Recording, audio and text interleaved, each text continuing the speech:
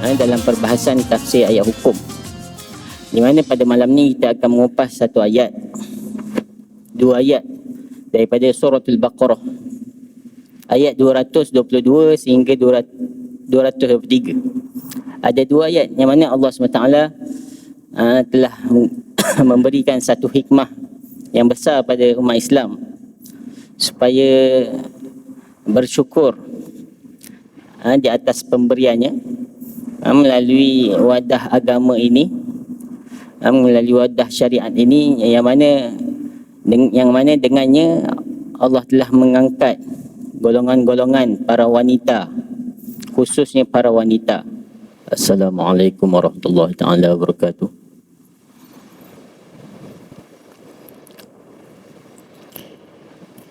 Alhamdulillah wassalatu wassalamu ala Rasulillah wa ala alihi wa sahbihi wa man wala. Wa ba'd. Kita mulakan dengan Ummul Kitab Al-Fatihah.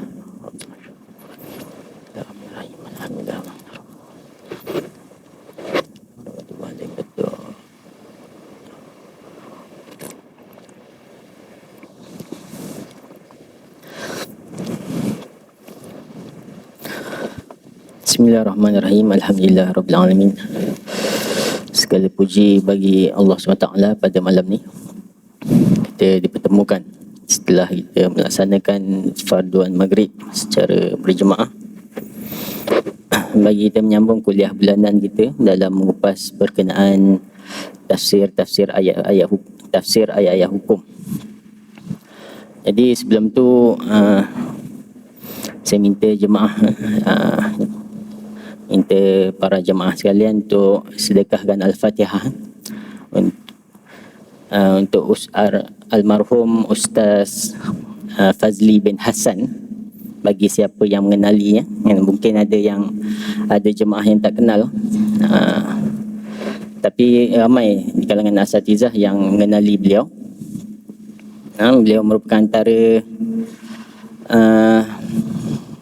antara asatizah yang mahir lah dalam ilmu faraid. Dan beliau menghembuskan nafas yang terakhir tengah hari tadi, baru je, lebih kurang tengah hari tadi, dan sekarang ni dalam di Hospital Kajang. Hospital Kajang rasa ada postmortem, masih tak selesai lagi lah. Jadi saya minta para jemaah untuk sedekahkan Al-Fatihah untuk almarhum. Al-Fatihah. Bismillahirrahmanirrahim. Alhamdulillah. Maliki yaumiddin. Iyyaka na'budu wa iyyaka nasta'in. Shiratal ladzina an'amta 'alaihim ghairil maghdubi 'alaihim waladdallin.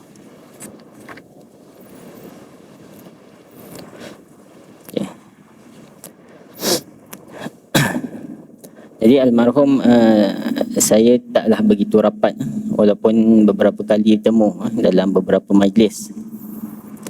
Tapi kita doakanlah, mudah-mudahan Allah terima segala jasa-jasanya, kerja dakwahnya, ilmu yang telah diberikan kepada beliau. Dan juga saya minta doa-doa daripada para jemaah pada saya dan ahli keluarga lah.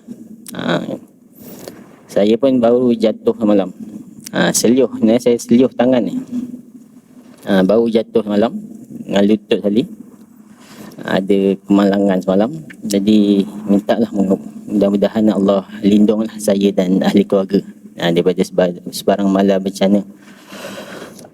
Jadi pada malam ni insya-Allah sama-sama kita masuk pada bab yang baru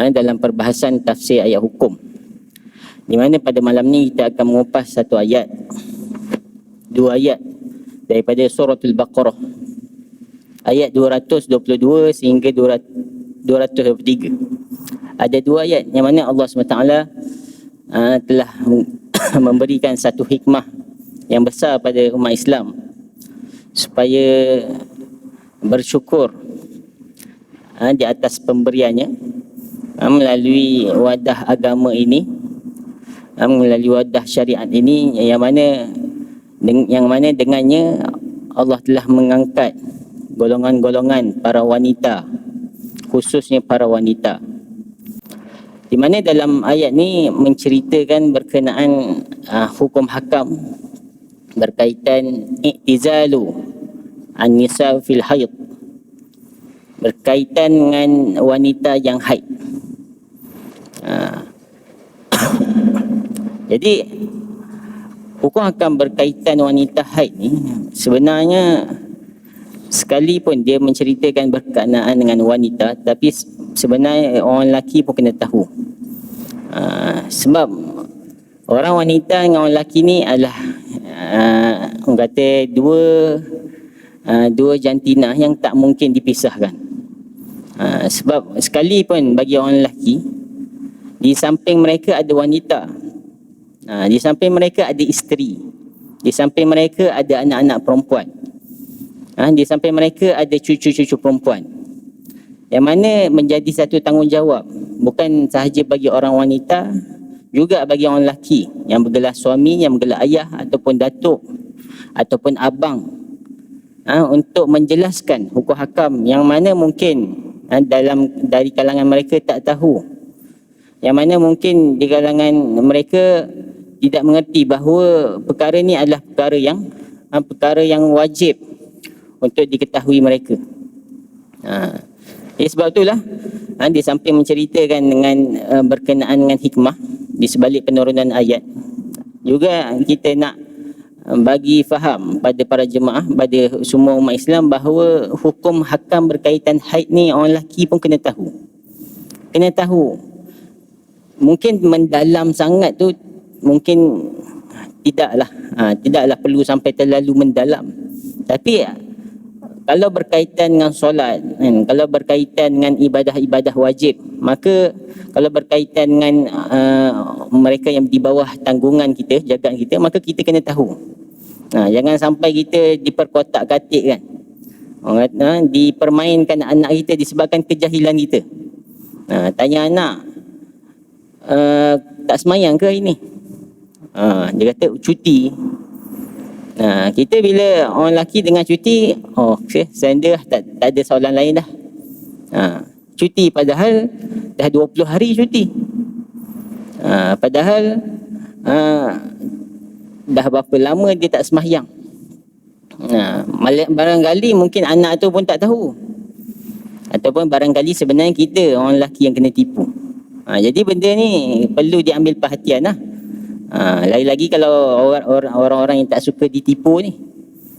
Kalau bab duit, kita memang tak suka kena tipu. Tapi kalau bab ibadah, bab kaitan hukum hakam, kita ditipu, kita tak kisah pun. Tu lantak dia lah. Antara dia Tuhan, kalau dia tipu. Tak boleh kan. Kita kena ambil tahu sebab ini berkaitan dengan fardu ain juga. Jadi ayat yang diturunkan pada di dalam surah Al-Baqarah, a'udzubillahi minasyaitonir rajim. Wa yas'alunaka 'anil mahid qul huwa azan fa'tazilun nisaa fil mahid. Dan mereka bertanya kepadamu, wahai Muhammad, 'anil mahid, berkenaan dengan mahid, berkenaan dengan hukum hakam berkaitan dengan haid. Qul huwa azan fa'tazilun nisaa fil mahid. Katakanlah darah haid itu satu benda yang azza, satu benda yang kotor, ataupun mudarat. Fa'tazilun nisaa fil mahid. Jadi hendaklah kamu menjauhi diri daripada mereka semasa mahid, tempoh haid. Wala taqrabuhunna hatta yathurn. Dan janganlah kamu menghampiri mereka hatta yathurn, sehinggalah mereka ni suci. Fa idza tatahharna fa'tuhunna min haitsu amarakumullah. Innallaha yuhibbut tawwabin wa yuhibbul mutatahhirin. Dan kemudian apabila mereka fa'tuhunna, apabila mereka suci, fa'tuhunna, maka datangilah mereka min haitsu amarakumullah, seperti mana jalan yang diperintahkan oleh Allah. Innallaha yuhibbut tawwabin wa yuhibbul mutatahhirin. Dan Allah mencintai kan orang-orang yang banyak yang bertaubat dan orang-orang yang sentiasa menyucikan diri. Nisa'ukum harthul lakum fa'tu harthakum anna syi'tum. Nisa'ukum, isteri-isteri kamu, harsun, merupakan kebun, ibarat kebun. Lakum fa'tu harthakum anna syi'tum, yang mana mereka ni ibarat kebun kamu. Fa'tu harsakum, maka datangilah mereka, anna syi'tum, sebagaimana yang kamu suka. Wa qaddimu li anfusikum, dan sediakanlah diri kamu, sediakanlah amalan-amalan untuk diri kamu. Wattaqullaha wa'lamu annakum mulaquh, dan takwalah kepada Allah, serta tahuilah annakum mulaquh, kamu akan menemuinya juga. Wa basyiril mu'minin, dan berilah berita gembira kepada orang yang beriman. Jadi dalam dua ayat yang pendek ni sebenarnya memiliki satu hukum yang sangat besar, sangat besar, tapi tidaklah terperinci disebutkan dalam tafsir ni. Walaupun namanya tafsir ayat hukum, tapi taklah terperinci macam kitab fiqh. Cuma menceritakanlah bahawa di dalamnya ada satu hukum yang besar dan juga satu hikmah yang sangat memberi pengajaran pada orang beriman, pada orang berakal. Okay, Allah SWT berfirman, wa yas'alunaka 'anil mahid. Mereka bertanya kamu wahai Muhammad, 'anil mahid, berkaitan dengan mahid. Mahid ni merupakan perkataan daripada masdar mim, masdar mimi. Masdar ni maksud masdar ni dia asal, ataupun dalam bahasa kita maksudnya kata dasar. Kata dasar. Ada kata dasar masdar ni, kata dasar dalam Melayu ni dia tak banyak tak tahulah ada pecahan ke tak. Tapi kalau dalam masdar ni, kata dasar orang Arab ni dia ada pecahan yang banyak. Ada masdar mimi, ada masdar masdar nau', ada masdar sina'i. Banyaklah, banyak masdar. Itu dalam orang kata fiqh, dalam fiqh tak, dalam bab nahu, dalam bab saraf. Yang mana masdar ni, masdar yang digunakan dalam ayat ni adalah masdar mim. Sepatutnya yang digunakan di situ adalah perkataan haid. Tapi digunakan di sini perkataan mahid, perkataan mahid. Jadi mahid tu membawa maksud bukan setakat haid, bukan setakat haid, tapi yang dimaksudkan di sini adalah lebih daripada sekadar haid. Hukum hakam berkaitan dengan haid, syariat berkaitan pada syariatan haid. Jadi yang tu yang dijelaskanlah dalam ayat ni. Jadi sebab itulah ayat Al-Quran ni kita tak madai kan? Tak madai kalau kita baca secara zahir, terjemah secara literal, tak madai. Dia mesti banyak maksud. Dia mesti mempunyai maksud yang pelbagai. Jadi kata ulama, haid tu merupakan satu proses. Haid itu merupakan satu proses, tapi boleh diertikan dalam ayat ni, mahid di sini adalah tempat haid, iaitu farash. Jadi boleh jadi para sahabat bertanya pada Nabi SAW, wa yas'alunaka 'anil mahid. Di sini adalah berkenaan proses yang berlaku di farash tu. Bukan berkenaan dengan darah tu sendiri, tapi proses yang dimaksudkan. Jadi Allah SWT berfirman, qul huwa azza. Maka jawablah, qul huwa azza, katakanlah ianya adalah azza. Azza dari segi bahasa ialah kotoran, benda yang kotor, ataupun dalam maksud yang lain ianya sesuatu yang tidak disukai, sebagaimana dalam dalil yang lain, ya ayyuhallazina amanu, kita ada sebut dalam ayat dalam bahasan sebelum ni, ya ayyuhallazina amanu la tadkhulu buyutan nabi illa ayyuzana lakum. Hingga sebut inna zalikum kana yu'zi. Sesungguhnya perbuatan itu menyakiti Nabi. Perbuatan kamu tidak beradab dengan Nabi itu menyakiti. Jadi boleh jadi azal sini maksudnya menyakiti, kan? Boleh jadi maksud di situ kotor. Seperti mana dalam ayat lain, ya ayyuhallazina amanu la tubtilu sadaqatikum bil manni wal adza. Wahai orang-orang beriman, la tubtilu sadaqatikum, janganlah kamu membatalkan sedekah kamu, bil manni wal adza, dengan manni, dengan mengungkit-ungkit, ataupun wal adza, menyakiti, perbuatan menyakiti. Sedekah tapi niat nak ungkit-ungkit, ataupun sedekah niat nak sakitkan hati orang lain, nak malukan penerima, ataupun nak sakitkan hati kita punya lawan, contohlah. Kita lagi banyak sedekah, contoh. Jadi jangan rosakkan amalan kamu.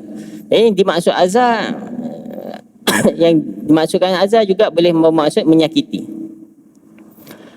Okey, dalam kamus Al-Misbah disebutkan bahawa azab dalam ayat ni sebenarnya maksudnya kotoran, bukanlah menyakiti. Dalam Quran sangat banyak perkataan azab disebutkan. Jadi perlulah melihat pada penjelasan ahli tafsir apa yang dimaksudkan dalam ayat.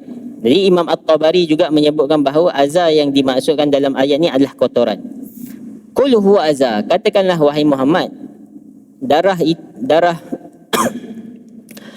itu adalah darah kotoran. Darah yang keluar daripada wanita itu adalah darah yang kotor. Sebab itulah antara hikmah kita ni dilarang untuk bergaul dengan isteri ketika mana sedang haid. Antara hikmah sebab ianya kotor. Dari segi etika ataupun adab dari segi perubatan, perubatan bukan adab dari segi Islam tapi dari segi perubatan, bersetubuh ataupun bergaul dengan isteri pada keadaan mereka sedang datang bulan, ini adalah sesuatu yang jijik dan kotor dari segi etika perubatan. Sebab antara dalil logik lah yang diguna pakai sebab saya baca dalam artikel perubatan sendiri. Antara dalil logik yang mereka gunakan adalah sebab telah disebutkan bahawa haid ni yang sama maksud dengan haid ni sinonim, mufradat bagi perkataan haid adalah sailan, maksud mengalir. Haid ni adalah sesuatu yang mengalir, darah tu mengalir. Dia bukan darah tu duduk situ. Sebab itulah wanita-wanita yang haid, kalau dia nak cek haid dia tak, orang kata dia tak disuruh cek tu waktu darah tu masih dalam. Masih dalam lagi. Tapi apabila dia dah mengalir, apabila dah dirasakan mengalir, baru mereka boleh cek, baru mereka boleh calit. Calit pakai kapas ke apa, baru boleh. Tapi kalau benda tu dirasakan ada tapi tak keluar lagi, maka itu bukan haid. Itu dari segi fiqh ni. Tapi dari segi perubatannya, bersetubuh dengan wanita hal keadaan dia sedang haid, maka itu sesuatu yang kotor. Kerana apa? Sebab dikhawatiri ia akan memercikkan darah di atas permukaan katil. Ini dalam artikel yang saya baca. Maksud logiknya, apabila darah tu mengalir, lepas tu berlaku persetubuhan pada ketika tu, boleh menyebabkan darah tu mengecik lah. Kotor tu mengecik. Itu dalil logik lah yang diguna dalam ilmu etika perubatan. Maksudnya bukan sahaja orang Islam, bahkan orang bukan Islam pun menganggapkan melakukan persetubuhan pada ketika haid bukanlah satu perkara yang elok untuk dilakukan. Dan yang kedua, darah haid ni dia diiktibar sebagai darah najis. Sebagai najis. Pada level, kalau kita mazhab Syafi'i, level pertengahan, level mutawassitah. Yang mana dalam darah tu sendiri adalah najis dan juga berkuman. Sebab itulah dalam artikel tu juga menyebutkan bahawa darah berkuman ni boleh menyebabkan datangnya penyakit-penyakit kelamin, antaranya sifilis, HIV, HPV, yang disebutlah antara yang disebut dalam artikel tu. Bukan saya sebut, tapi ini adalah dari yang seperti mana yang dijelaskan dalam artikel ataupun jurnal perubatan. Maksudnya persetubuhan bersama dengan isteri pada hal ketika haid, dia boleh datangkan penyakit. Dia boleh mendatangkan penyakit yang lain. Itu terutama yang berkaitan dengan alat kelamin, tak kisah lelaki maupun wanita. Okey, jadi qul huwa azza. Allah SWT katakanlah ianya kotor. Jadi Islam dah lama dah cakap haid ni kotor. Jangan buat pada ketika haid. Dah lama dah, Islam dah ajar lama, ulama dah sebut lama dah. Kita je yang lalai. Kita baru nak tunggu apa saintis cakap baru kita nak percaya. Dah agama dah lama menceritakan berkenaan ianya adalah satu yang kotor. Tak perlulah nak elaborate panjang-panjang, maka jelas orang yang beriman akan terus beriman tanpa perlu kepada hikmah. Walaupun hikmah tu ada, tapi tak boleh kita nak tunggu hikmah tu datang, diketahui kita baru kita nak beriman dengan ayat, baru kita nak beriman dengan dalil. Fa'tazilun nisa'a fil mahid. Jadi hendaklah kamu menjauhi wanita ketika mana mereka dalam proses haid. Wala taqrabuhunna hatta yathur. Dan janganlah kamu menghampiri mereka. Jangan kamu menghampiri mereka sedang mereka dalam keadaan sehinggalah mereka yathur, mereka ni suci. Okay. Ibnu Arabi mengatakan bahawa yang biasa digunakan di dalam Al-Quran ni sama ada la taqrab ataupun la takrub. La taqrab ataupun la takrub. Maksudnya sama ada ra tu dia berbaris fathah, ra tu baris atas ataupun ra tu berbaris depan. Nampak macam sama, ejaan sama, tapi berubah baris maksudnya lain. Kata Ibnu Arabi, apabila digunakan perkataan la taqrab, ra baris atas, yang dimaksudkan di sini adalah jangan kamu buat. Jangan kamu buat. Seperti mana dalam ayat ni, wala taqrabu. Jangan kamu buat. Buat apa? Buat persetubuhan tu lah. Jangan kamu buat. Takrab ni biasanya, kalau la takrab dari segi bahasa, kita maksud kita asal daripada perkataan qaraba, perkataan mendekati, dekat. Qaraba dekat, asal dari segi bahasa lah. Maksud bila disebut la, jangan kamu dekat, la takrab. Tapi apabila digunakan perkataan di sini, ra tu baris atas, ra, bukan perkataan, bukan baris depan. Maksud di kat sini adalah jangan buat, bukan jangan dekat. Tetapi apabila diletakkan baris depan, kata Ibnu Arabi, diletakkan baris dhammah pada huruf ra, seperti mana la takrub, la takrub, ra tu baris atas, baris depan. Maka yang barulah yang dimaksudkan situ adalah jangan dekat. Seperti mana ayat dalam surah Al-Isra, wala taqrabu zina, wala taqrabu zina innahu kana fahishatan wa sa'a sabila. Jangan kamu dekat, jangan kamu dekat dengan zina. Maksudnya yang barulah yang dimaksudkan itu jangan didekati. Jadi yang dimaksudkan dalam ayat ini adalah bukanlah jangan dekat, tapi jangan buat. Okey. Jadi ini adalah satu-satunya satu-satunya arahan Allah yang Allah berikan kepada orang beriman supaya apa yang perlu dilakukan ketika mana isteri sedang haid. Ini sahaja. Tak lebih dan tak kurang daripada itu. Sebab asbab nuzul ayat ni berdasarkan satu hadis daripada Sayyidina Anas, meriwayatkan bahawa kanatil yahudu idza hadatil imra'atun minhum lam yuakiluha walam yubashiruha walam yujami'uha fil buyut. Apabila orang Yahudi ni dalam hadis sahih disebutkan orang Yahudi dulu apabila mereka ni, isteri mereka ni haid, lam yuakiluha walam yubashiruha walam yujami'uha, mereka takkan makan bersama isteri, walam yubashiruha, dan takkan minum bersama isteri, walam yujami'uha fil buyut, takkan bersetubuh lah sama isteri fil buyut. Fasu'ilan Nabi SAW, maka ditanya pada Nabi SAW. Sebab apa? Sebab apa yang ditanya kepada Nabi ni, kenapa sahabat tiba-tiba nak tanya Nabi SAW? Sebab apa? Sebab isteri Nabi sendiri telah melakukan sesuatu yang mengejutkan mereka. Dalam satu hadis Nabi SAW disebutkan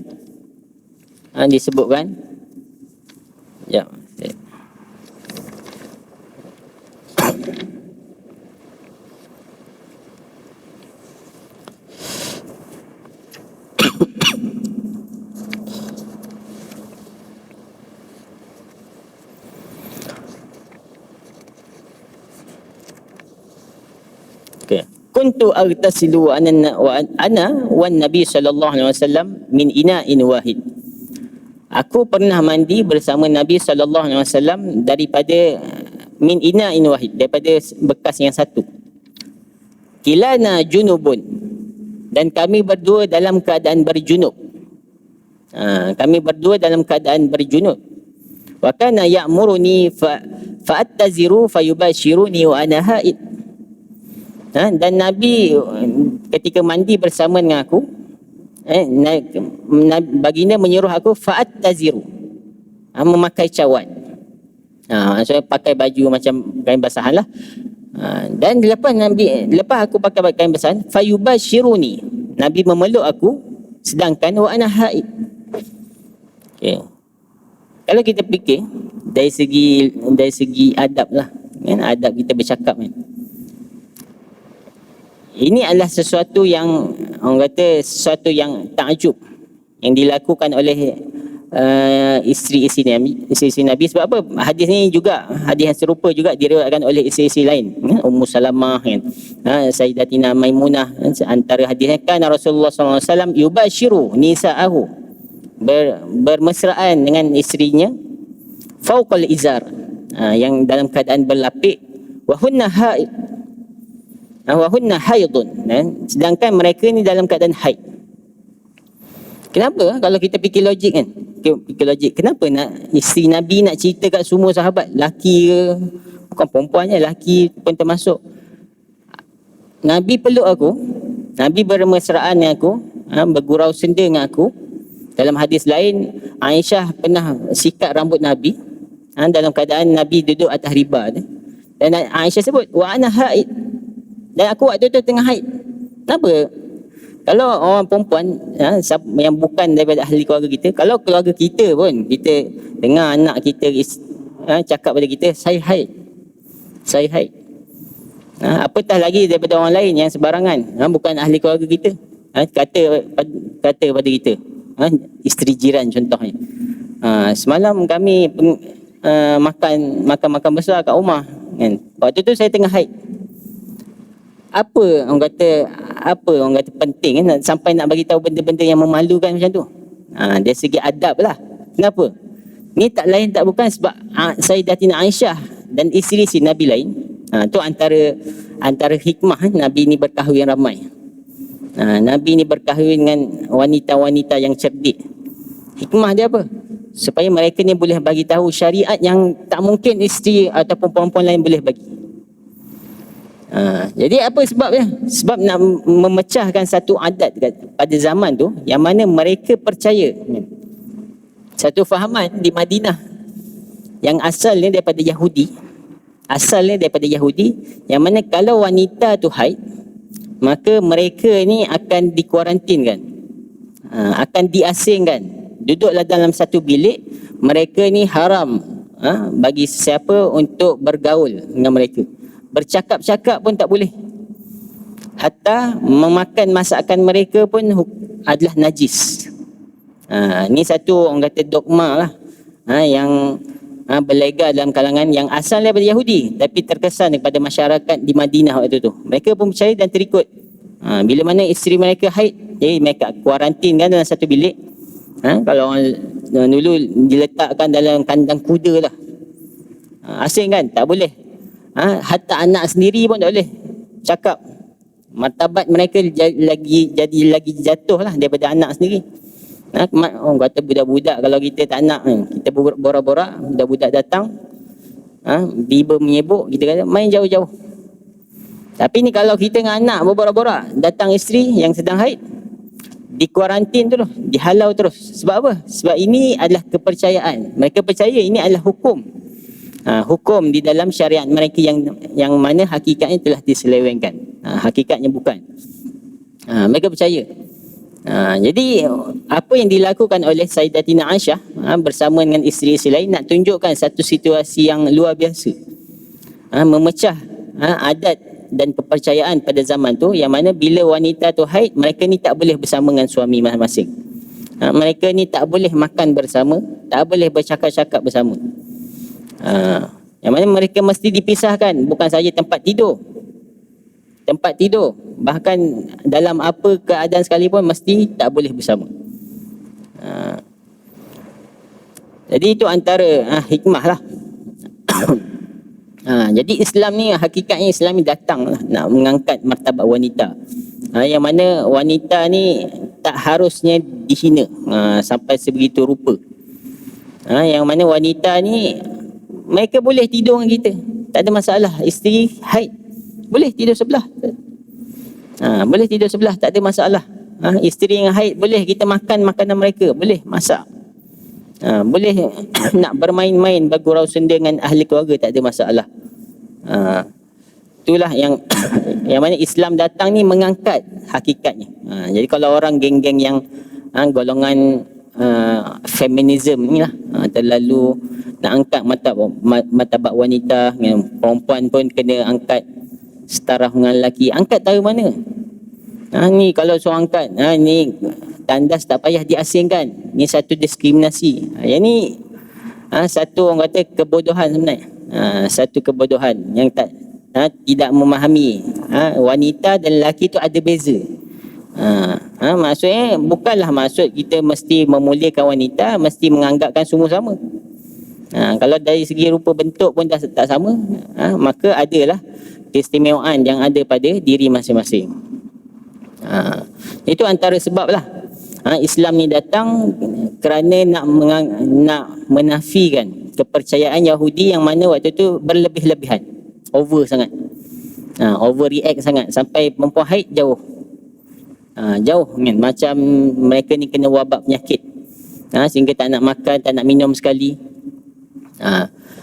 Tapi juga menafikan satu lagi kepercayaan, iaitu golongan Nasrani. Nasrani ni mereka ni terlalu longgar.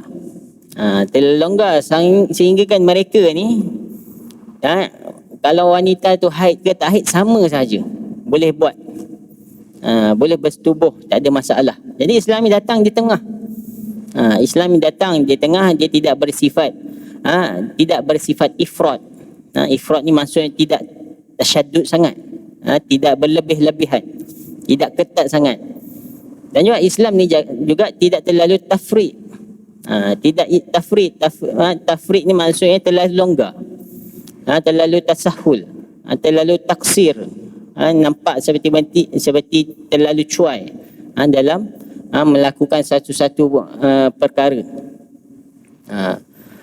Sebab itulah dalam Islam ni dia tengah-tengah, yang mana disebutkan oleh Nabi SAW, if'alu kulla syai'in, buatlah apa sahaja dengan isteri kamu, illa nikah. Melainkan nikah. Nikah ini maksudnya ini adalah bersetubuh.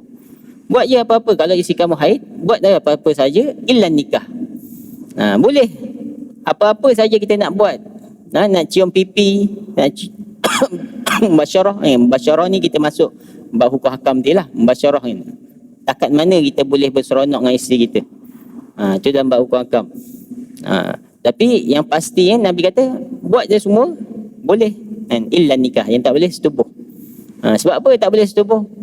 Kerana dikhawatiri sesuatu yang lebih buruk akan berlaku, seperti penyakit, seperti mana yang kita telah sebutkan tadi. Jadi apa yang Islam bawa, Islam bawa daripada pensyariatan ni, Islam nak tunjukkan wanita ni bila mana haid, nak katanya apabila mereka kena haid, mereka hanya mengalami satu proses saja.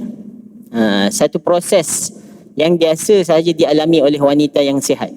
Kata Syekh Ali As-Sabuni dalam kitab ni, dia menyebutkan wanita ni bila haid dia adalah satu proses yang sihat. Ya, sebab apa? Sebab mani tu, perempuan tu dia akan datang bulan. Mereka ni datang bulan hampir setiap bulan. Sebab apa? Datang bulan tu disebabkan telur-telur. Mereka ni macam orang lelaki. Lelaki daripada remaja ada, daripada kecil sampai ke besar ada air mani tu. Cuma nak pakai tu bila? Nak pakai bila kahwin. Tapi wanita pun benda sama. Telur tu sentiasa ada. Ni penjelasan Syekh Ali lah.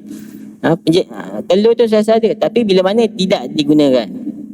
Tidak digunakan, orang kata mungkin bersama bukan pada waktu dia. Telur tu sentiasa ada. Waktu subuh tu sentiasa ada. Dan bila mana tidak terjadi persenyawaan pada waktu tu, telur tu akan dia akan mati dan rosak. Jadi bila mana rosak, dia perlu dikeluarkan dengan cara proses haid. Ya, proses haid ni adalah satu proses yang biasa bagi wanita yang sihat. Nak menunjukkan dia ni sihat. Yang mana satu-satunya wanita yang tak berlaku haid, ada seorang lah dalam syariat ni, iaitu Sayyidatina Fatimah Zahra, anak Nabi SAW. Dia sahaja yang tidak ada haid. Itu antara kelebihan lah. Kelebihan bukan kekurangan. Tapi kalau berlaku dalam kalangan wanita biasa, wanita normal, itu adalah perkara yang biasa bagi wanita sihat. Tidak ada langsung kaitan. Agama ni menegaskan bahawa bila perempuan ni haid, tak ada langsung kaitan haid ni dengan status wanita ni jatuh. Status ni wanita ni jadi hina, dia jadi downgrade apabila mereka ni haid. Itu yang agama ni cuba jelaskan. Jadi kadang kita tak pasti, kita tak tahu kenapa dalam Islam ni sangat menekankan aspek hukum hakam berkaitan haid. Agama lain tak ada pun.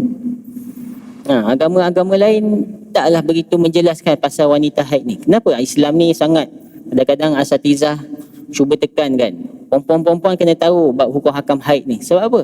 Sebab ini adalah satu berkaitan dengan syariat yang sangat mulia, yang telah turun pada zaman Nabi SAW. Okey. Itu adalah bukti syariat ni adalah syariat yang sederhana lah, seperti mana dalam perbahasan yang bab kiblat pada bulan lepas kita jelaskan dalam ayat surah Al-Baqarah tu, wa kadzalika ja'alnakum ummatan wasatan. Demikianlah kami jadikan kamu ni umat yang wasatiyah. Jadi kita ni sederhana, tak berlebih-lebih sangat macam golongan Yahudi, dan tidak terlalu longgar seperti mana golongan Nasara. Okey. Fa idza tatahharna fa'tuhunna min haitsu amarakumullah. Dan kemudian apabila mereka telah bersuci. Bersuci tu cara mana? Bersuci tu cara mana? Kena mandi dulu ke tak kena mandi dulu? Tu akan dijelaskan. Min haitsu amarakumullah. Jalan yang mana telah diperintahkan oleh Allah kepada kamu. Innallaha yuhibbut tawwabin wa yuhibbul mutatahhirin. Sesungguhnya Allah itu menyukai orang-orang yang banyak bertaubat, dan orang-orang yang sentiasa menyucikan diri.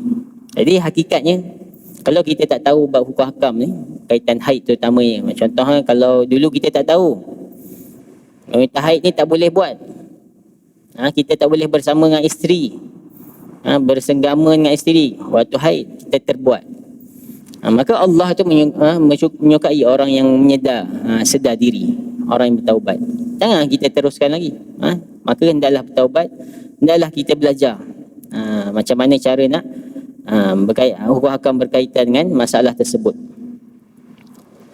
Nisa'ukum haruthul lakum fa'atu harathakum adna syi'tum. Isteri-isteri kamu harsul lakum, umpama kebun. Umpama kebun. Dijelaskan at-targhib dalam tafsir dia, dalam kamus dia. Harsul ni maksudnya adalah tempat di mana kita semai sesuatu. Kita semai sesuatu. Yang mana yang dimaksudkan sini adalah kebun, kat sini adalah tempat lahirnya anak. Ya, apabila disebutkan mudhaf kepada perkataan harsun ni adalah maudhu'i, tempat, maka yang dimaksudkan dengan dimaksudkan harsun sini adalah farash wanita, iaitu tempat di mana farash wanita ni diibaratkan seperti tanah ataupun tempat semayan. Maka air mani itu diibaratkan seperti benih. Ini adalah ibarat yang Allah letakkan, yang Allah gambarkan kepada wanita apabila berlakunya persenyawaan antara lelaki dan perempuan. Jadi itu Allah menggunakan satu metafora kat sini, satu laras bahasa yang tidak terlalu direct. Fa'tu harsakum anna syi'tum, maka datangilah harsakum, datangilah kebun kamu ni anna syi'tum, seperti mana yang kamu sukai.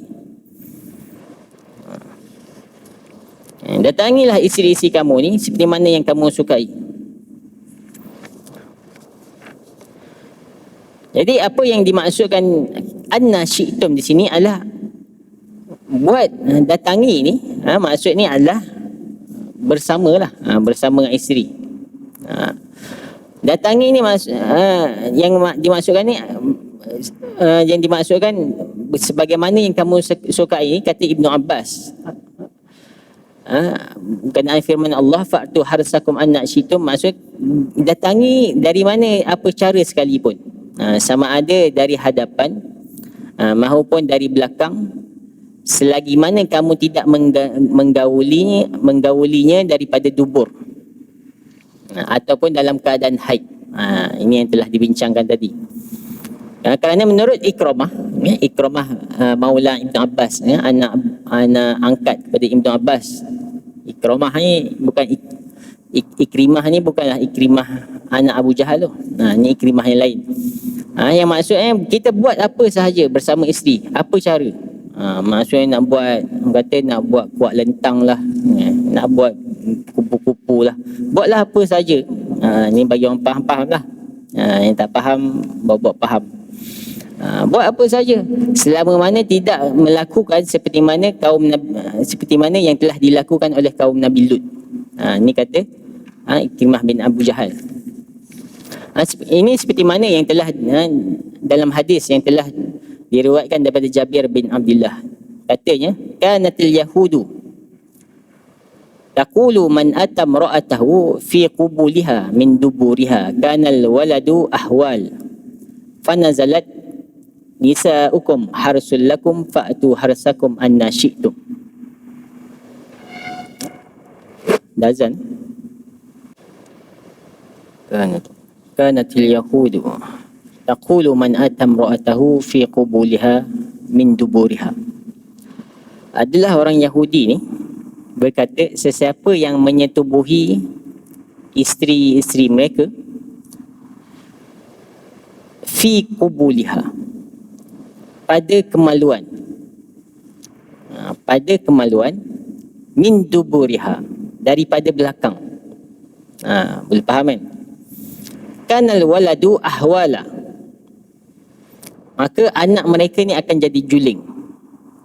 Ni mafhumah daripada hadis Nabi SAW. Siapa bersetubuh dengan isteri daripada belakang, tapi ke arah kemaluan lah, bukan daripada belakang masuk ke dubur, masuk ke kubul juga. maka anak akan jadi juling. Ni antara memuakkan lah Yahudi. Antara kepercayaan Yahudi. Jadi Nabi SAW, maka turunlah ayat fanazalat nisa'ukum harsul lakum fa'tu harsakum anna syi'tum. Dan Imam At-Tabari pernah meriwayatkan daripada Mujahid, Ibnu Abbas pernah menyebutnya sampai 3 kali berkenaan ayat nisa'ukum harsul lakum fa'tu harsakum anna syi'tum.